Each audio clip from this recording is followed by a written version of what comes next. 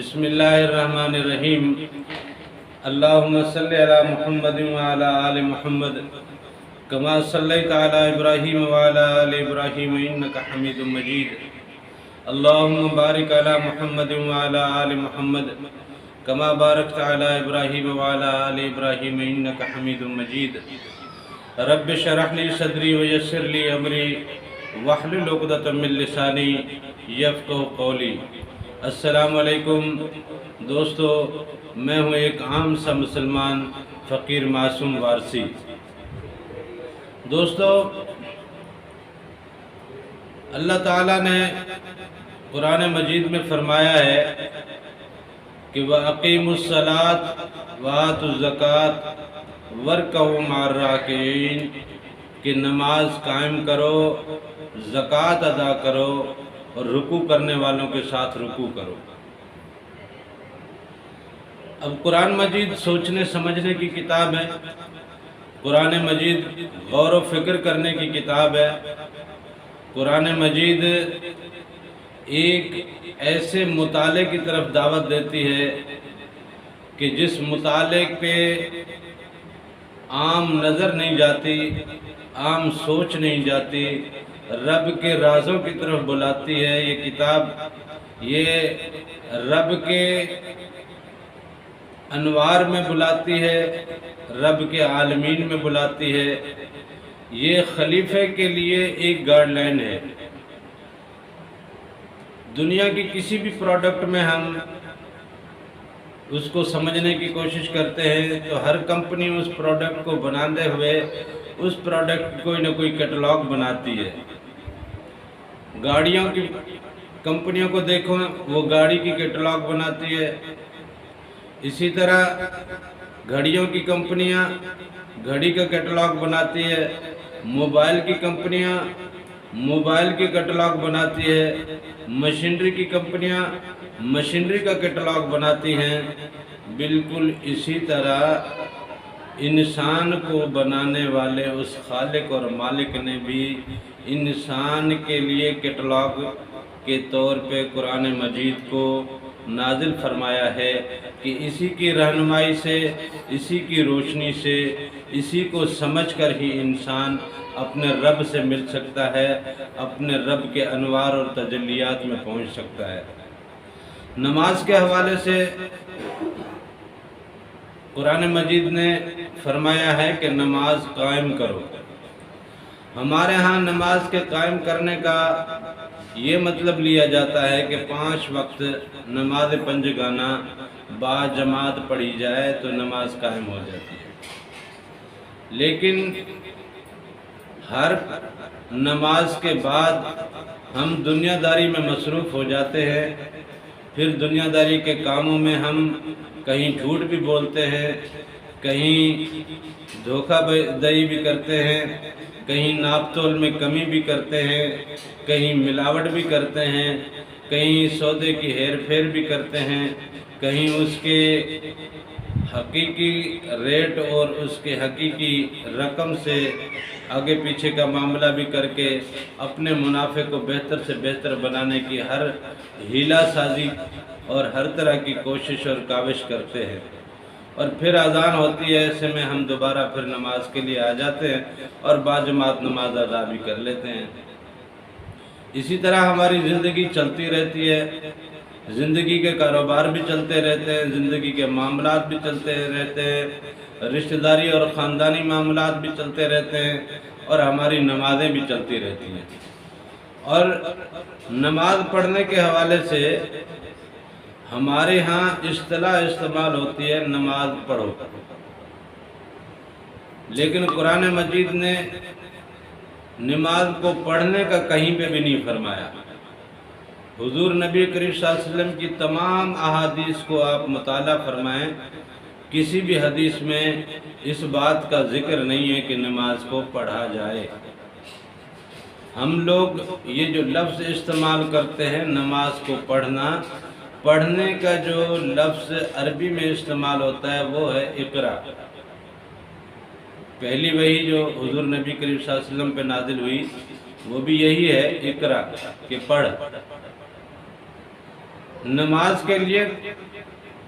قائم کرنے کا لفظ ہے، پڑھنے کا لفظ نہیں ہے۔ تو اب نماز قائم کیسے ہوگی؟ نماز کو ہم قائم کیسے کریں گے؟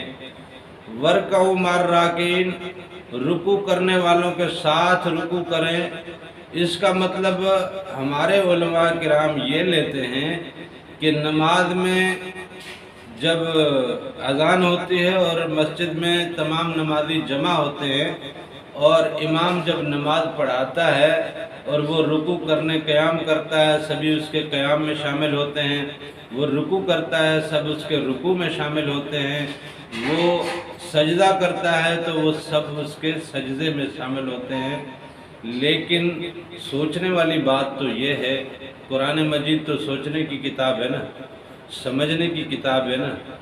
غور و فکر کرنے کی کتاب ہے نا، کہ جب ایک جگہ اللہ تعالیٰ نے کہہ دیا کہ نماز قائم کریں تو وَرْكَعُوا مَعَ الرَّاكِعِينَ کا دوبارہ لفظ کس لیے استعمال ہوا ہے؟ اب میں مختصراً آپ کو نماز کے قیام کا تھوڑا سا مطلب سمجھاؤں گا، طریقہ سمجھاؤں گا، وہ اگر آپ کو سمجھ آ گیا تو پھر آپ کو وَرْكَعُوا مَعَ الرَّاكِعِينَ والا مطلب بھی آسانی سے سمجھ میں آ جائے گا۔ نماز قائم ہوتی ہے اور نماز کو قائم کیا جاتا ہے، اس میں کوئی شک نہیں ہے، لیکن سب سے پہلے بات تو یہ ہے کہ نماز ہے کیا چیز۔ ایک جگہ فرمایا کہ الصلاۃ ان الصلاۃ لذکری، نماز تو میرا ذکر ہے۔ ایک اور جگہ فرمایا لا صلاۃ الا بحضور القلب، نماز تو نہیں ہے سوائے دل کی حاضری کے، دل کی حاضری ہی نماز ہے، یا اگر نماز میں کھڑے ہیں اور دل حاضر نہیں ہے تو بھی نماز نہیں ہے۔ لا صلاۃ، نماز نہیں ہوتی الا بحضور القلب، سوائے دل کی حاضری کے۔ اب دل ہمارے میں، خیالات ہمارے میں، سوچوں میں ہمارے دنیا ہے، دنیاوی معاملات ہیں، کاروبار ہیں، رشتہ دار ہیں، دوست احباب ہیں، اور بہت ساری چیزیں ہیں۔ یہ دنیا کی پوری جھمیلے، سبھی جھمیلے ہماری نماز کے وقت ہمیں آ کے ستاتے ہیں اور ہمارے خیالوں میں اچھلتے کودتے رہتے ہیں۔ ہمارا دل نماز میں نہیں ہوتا، ہمارا دل حاضر اللہ کے حضور میں نہیں ہوتا، ہمارا دل اللہ کی حاضری کے لیے لرزا ہوا، کانپا ہوا، خشوع اور خضوع میں ڈوبا ہوا نہیں ہوتا۔ اور ایمان کے لیے بھی بات یہی کی گئی ہے کہ اقرار باللسان و تصدیق بالقلب، جس بات کا زبان سے اقرار کر رہے ہیں اس بات کا دل سے تصدیق اس بات کی ہونی چاہیے۔ تو یعنی بات گھوم پھر کے وہیں آ گئی تو معاملے سارے دل سے شروع ہوتے ہیں، تو دل کی بیداری سب سے پہلے لازم ہے۔ اور دل کی بیداری کے لیے بارہا اس بات پہ ذکر ہوا ہے کہ اللہ اللہ کے ذکر سے زبانیں تر رہتی ہیں، زبانوں پہ یہ نور اترتا ہے، اس میں خداوندی کا، اس میں ذات کا نور، ایک ذات خداوندی ہے، ایک اسم ہے اللہ کا۔ اللہ کا اسم وہ ایک اور چیز ہے، اللہ کی ذات ایک الگ چیز ہے۔ لہذا اب نور فی الحال پیدا کریں گے ہم اسم کا نور پیدا ہوگا۔ وہ نور جب اپنے نور کی طرف جائے گا، وہ نور اسم کا ہے تو اسم جس کا ہے وہ اسم کی طرف جب پلٹے گا تو وہ ذات سے جا کے ملے گا۔ جب اسم کا نور ذات کے نور سے ملتا ہے تو پھر ذات کا نور بھی انسان کے جسم میں سرکولیٹ ہونا شروع ہوتا ہے۔ لیکن زبان سے یہ ذکر، یہ نور ہمارے دلوں میں اترتا ہے، اور دلوں سے زنار کے جالے جب جل جاتے ہیں تو دلوں میں ایک نور پیدا ہوتا ہے، ایک دھڑکن پیدا ہوتی ہے، اور اللہ اللہ کی کبھی کبھار تو آواز بھی یہاں سے سنائی دیتی ہے، کبھی کبھار سینہ بجتا ہوا بھی سنائی دیتا ہے۔ مختلف علامات ہیں دل کے اور سینے کے بیدار ہونے میں، لطائف کے بیدار ہونے میں مختلف علامات پائی جاتی ہیں۔ اب دل بیدار ہو گیا تو زبان کا اللہ اللہ اگر رک بھی جائے تو دل کی دھڑکن چل رہی ہے، تو اس دھڑکن کے ساتھ جب اللہ اللہ کا ذکر شروع ہو گیا تو دل ہمارا سوتے ہوئے بھی دھڑکتا رہتا ہے، چلتے ہوئے بھی دھڑکتا رہتا ہے، اٹھتے بیٹھتے بھی دھڑکتا رہتا ہے، سوتے ہوئے نیند میں بھی دھڑکتا رہتا ہے، ہماری غنودگی اور بے ہوشی میں بھی دھڑکتا رہتا ہے، ہم کسی اور سے گفتگو کریں، ہم کاروبار کریں، دل پھر بھی دھڑکتا رہتا ہے، اور اس دھڑکن سے ہمارے جسم کے اندر کا جو بلڈ ہے، خون ہے، وہ بھی جسم میں سرکولیٹ ہو رہا ہے، اس سے آکسیجن جو ہے وہ بھی سرکولیٹ ہو رہی ہے۔ اسی طرح یہ نور بھی ہمارے جسم میں سرکولیٹ ہو رہا ہے، اور سرکولیٹ ہوتے ہوتے یہ روح کو بیدار کرے گا، روح سے باقی لطائف کو بیدار کرے گا۔ یہ تمام لطائف میں جب نور بیدار ہو گیا، یہ تمام لطائف جب ذکر میں لگ گئے، تو ذکر کیا ہے؟ ان الصلاۃ لذکری، نماز تو بے شک میرا ذکر ہے۔ اب یہ ہے کہ ذکر آپ کی ذات میں بس گیا، آپ کے اندر میں بیٹھ گیا، تو اب آپ کا اندر، آپ کا وجود، آپ کے لطائف، آپ کی روح،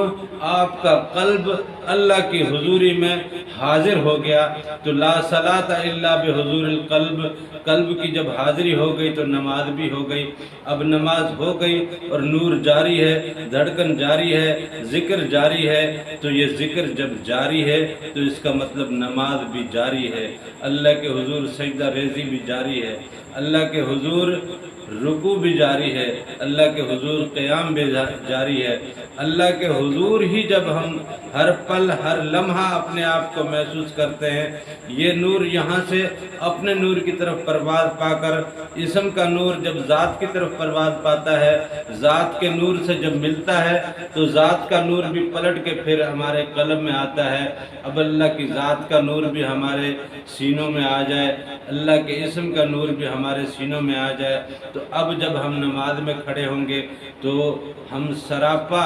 نماز کی صورت بن کے کھڑے ہوں گے، ہمارے وجود کا ہر حصہ، ہر انگ، ہر دھڑکن، ہر سرکولیشن وہ نماز میں شامل رہتی ہے۔ یہاں سے نماز ایسی قائم ہوتی ہے کہ ہم یہاں سے فارغ ہو کے پلٹ بھی جائیں اپنے زندگی کے کاروبار کی طرف تو دلوں کی دھڑکن چلتی رہتی ہے، وہ ذکر چلتا رہتا ہے، وہ اللہ کے حضور حاضری قائم رہتی ہے، تو یہ نماز قائم رہتی ہے۔ اب جب نماز یہاں پہ قائم ہو گئی تو اب آگے کی بات ہم ذرا سوچیں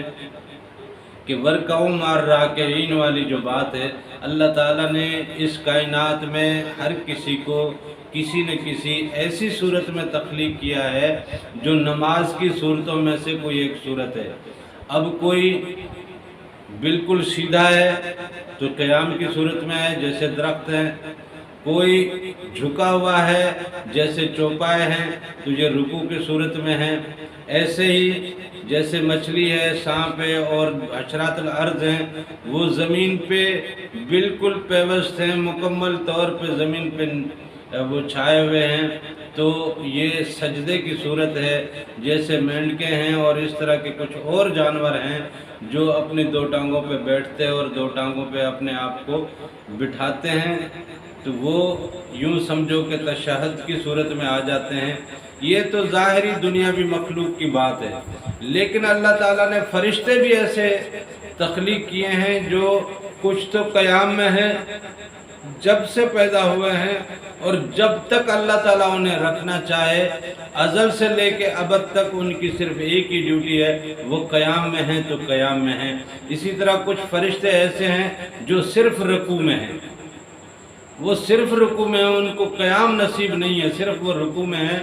تو جو رکوع کے لیے تخلیق کیے گئے ہیں وہ صرف رکوع میں ہی رہتے ہیں۔ اسی طرح کچھ فرشتے ایسے بھی ہیں جو صرف اور صرف سجدے میں ہیں، انہیں قیام نصیب نہیں ہے، انہیں رکوع نصیب نہیں ہے، انہیں صرف اور صرف سجدہ ہے۔ وہ سجدے میں سر ڈالے، اللہ کے حضور، اللہ کی تسبیح میں، اللہ کے ذکر میں، اللہ کی بڑائی میں، اللہ کی پاکیزگی میں مگن رہتے ہیں اور اپنے سروں کو سجدہ ریز رکھتے ہیں، اور ہمیشہ سے ہمیشہ تک، جب تک اللہ انہیں رکھنا چاہے تب تک ان کو صرف تخلیق ہی سجدے کے لیے کیا گیا ہے۔ تو اب یہ جو حکم ہے کہ وَرْكَعُوا مَعَ الرَّاكِعِينَ، وہ رکوع کرنے والوں کے ساتھ رکوع کرو، تو آپ کے اندر کی مخلوق جو ہے وہ کوئی عالم ملکوت کی ہے، کوئی عالم جبروت کی ہے، کوئی عالم فنا کی ہے، کوئی عالم بقا کی ہے، کوئی عالم وحدت کی ہے، کوئی عالم احدیت کی ہے۔ تو اللہ تعالیٰ کے وہ فرشتے جو ان عالمین میں اللہ کی تسبیح میں، اللہ کے ذکر میں، اللہ کے صوم میں، اللہ کی صلاۃ میں جو محو ہیں، جو اپنے اپنے مقرر شدہ اراکین صلاۃ ادا کر رہے ہیں، بندے کے اندر کی لطائف ان سے مل کے ان کی حالت میں وہی انداز، وہی طریقہ، اسی طریقے اور اسی انداز میں وہ سجدے بھی ادا کرتے ہیں، وہ رکوع بھی ادا کرتے ہیں، وہ قیام بھی ادا کرتے ہیں۔ تو یہی اصل میں حکم ہے کہ آپ کا اندر جو ہے وہ اللہ کی تجلیات اور انوار کا مرکز بنا کے آپ کو دیا گیا ہے۔ اب اس میں انوار اور تجلیات اتارنے کا اہتمام آپ نے کرنا ہے۔ جب وہ اتریں گی تو نور کی پرواز نور کی طرف جائے گی، اور نوری مخلوق اور باطن کی مخلوق کی طرف، باطن کے عالمین کی طرف جائے گی۔ وہاں جو معاملات، جو سلسلے ہیں، ان سلسلوں سے جڑتے ہوئے اللہ تعالیٰ کے ان عبادات کے انداز سے جڑتے ہوئے وہ بندہ پوری کائنات کی پھیلی ہوئی تمام کی تمام مخلوقات کی مختلف عبادات کے انداز میں اس کا وجود ڈھل جاتا ہے، اس کے لطائف ڈھل جاتے ہیں۔ کوئی ایسا انداز باقی نہیں رہتا جو اس خلیفے سے جو قضا ہو جائے۔ لہذا اس آیت کا اصل مقصد یہ ہے کہ نماز قائم کرنا قائم تبھی ہوگی جب تک ہماری دھڑکنیں قائم ہیں۔ ہماری روح کو تو موت نہیں ہے، ہماری قلب کو تو موت نہیں ہے، ہمارے سری اور خفی کو موت تو نہیں ہے، موت تو صرف ہمارے نفس کو ہے۔ اور نفس کے بھی لیے حکم یہی ہے کہ موتو قبل ان تموتو، مار دو اسے اس سے پہلے کہ اسے مار دیا جائے، مر جا اس سے پہلے کہ تجھے موت آ جائے۔ تو نفس کو مارنے کا حکم تو ہے نا، اور جب نفس کو مارنے کا حکم ہے اور نفس کو مار دیا، اس کی خواہشات کو مار دیا اور باقی لطائف کو بیدار کر دیا، تو باقی لطائف کے لیے تو موت ہے نہیں۔ وہ جب سے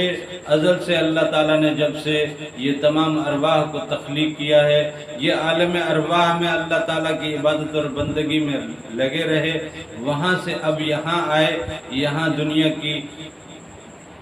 رنگینیوں نے، دنیا کے مسائل نے ہمیں ادھر ادھر بہکا دیا، لیکن اب ہم پلٹ آئے۔ سمم بکمن امیون فہم لا یرجعون، مطلب وہ پلٹنے والے نہیں ہیں، لیکن ہم یہی کوشش کر رہے ہیں کہ ہمیں پلٹنا ہے،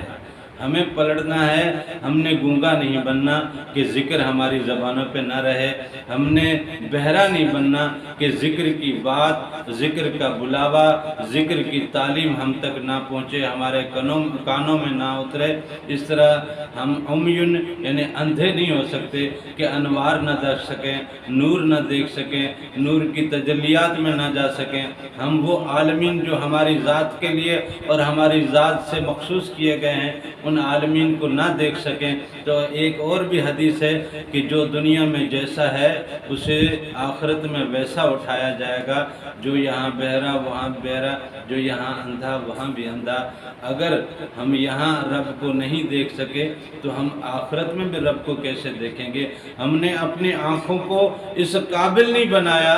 ہم نے اپنے وجود کو اس قابل نہیں بنایا، ہم نے اپنے روح کو اس قابل نہیں بنایا کہ وہ آج اس نور کو پا سکے۔ جب آج اس نور کو نہیں پا سکی تو کل اس نور کا مقابلہ یا اس کے سامنے اس کا سامنا کیسے ہوگا؟ لہذا نماز کا قائم کرنا تو یہ ہے کہ نور کا اپنے سینے میں اتارنا، ذکر سے اپنی زبانوں کو تر کرنا، اپنے دلوں کو بیدار کرنا، اور اپنے سینے کو نور سے منور کر کے اللہ کی ذات کے نور کے ساتھ پیوست کر کے وہاں سے وہ ذات کا نور اور اسم کے نور کی سرکولیشن اپنے وجود میں جاری و ساری رکھنا۔ یہ جب جاری ہو گئی تو یہ قائم ہو جاتی ہے، جب یہ قائم ہو جاتی ہے تو نماز قائم ہو جاتی ہے۔ نماز قائم کرنے کا صرف اور صرف یہی ایک طریقہ ہے، یہی ایک انداز ہے۔ یہ نماز اب ایسی قائم ہوگی کہ آپ کچھ بھی کریں دنیا میں، کسی بھی کام میں لگے رہیں آپ دنیا کے، لیکن آپ کا سراپا نماز میں رہتا ہے، آپ کا ہر لمحہ اللہ کی حضوری میں رہتا ہے، اللہ کے دیدار میں رہتا ہے، اللہ کے ذکر میں رہتا ہے، اللہ کی یاد میں رہتا ہے، اللہ کی جستجو میں رہتا ہے، اللہ کی تڑپ میں رہتا ہے۔ آپ کی ذات سے رب جدا نہیں ہوتا اور آپ رب کی ذات سے جدا نہیں ہوتے۔ اللہ تعالیٰ سے دعا ہے کہ وہ مجھے اور آپ کو اپنے اور اپنے حبیب کے عشق کی دولت نصیب کرے، اپنے اسم کے نور اور اپنے ذات کے نور اور اپنے حبیب کے نور سے ہمیں سرفراز فرمائے، ہمارے دلوں کو ہمارے سینوں کو منور کرے، ہمیں اللہ تعالیٰ حقیقی خلیفہ بننے کی توفیق عطا فرمائے۔ آمین۔ جزاک اللہ۔